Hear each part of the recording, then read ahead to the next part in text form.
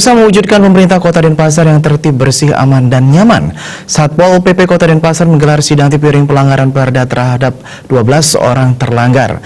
Mereka terbukti bersalah dan ditangkap karena melakukan kesalahan merokok di kawasan tanpa rokok, pedagang kaki lima, dan juga pembuangan limbah sembarangan.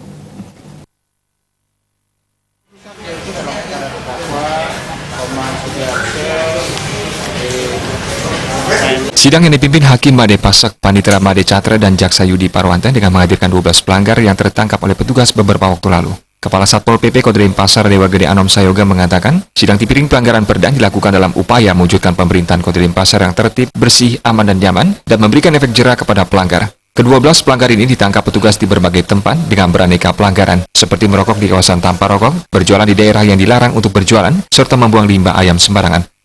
Perda yang dilanggar yakni Perda nomor 1 tahun 2015 tentang Ketertiban Umum, Perda nomor 7 tahun 2015 tentang kawasan tanpa rokok, serta Perda tentang bangunan gedung.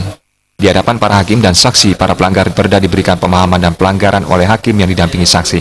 Kedepan untuk meminimalisir pelanggaran diharapkan peran serta semua pihak untuk saling mengawasi, memberikan pemahaman akan pentingnya menjaga keamanan, kenyamanan, ketertiban, serta kebersamaan untuk kepentingan bersama. Pasar selalu tertib, bersih, aman, dan nyaman. Memang berbagai upaya kita harus terus-menerus lakukan.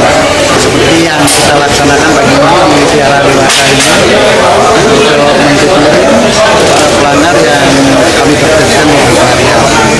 Untuk sidang kali ini ada beberapa jenis pelanggaran yang kita lakukan, ya, diantaranya pedagang kaki lima, limbah usaha potong ayam, dan kawasan tanpa rokok. Ya, untuk ininya sebenarnya ada beberapa perda, ya. Jadi utamanya Perda nomor 1 tahun 2015 tentang Ketertiban Umum, Perda nomor 7 tahun 2013 tentang kawasan tanpa rokok, kita Perda nomor 5 tahun 2005 tentang bangunan gedung. Ini kegiatan represif justisial ini juga kan sebagai bentuk sosialisasi juga, ya, agar masyarakat memahami peraturan-peraturan yang dilakukan di Kota Denpasar. Ya, makanya sosialisasi ini tidak bisa berhenti sampai di sini saja, kita akan terus lakukan.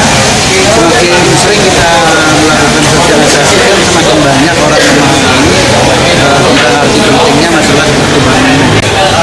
Karena ketertiban umum itu mencakup dimensi yang sangat luas, ya, koordinasi kerjasama antar komponen itu tentu kami sangat harapkan, ya, karena pelaku utamanya itu kan pemeran utamanya ada di masyarakat. Jadi keterlibatan masyarakat inilah sehingga kami selalu menggandeng mereka-mereka agar mereka juga ikut berperan aktif dalam mewujudkan kebersamaan ketertiban lingkungan.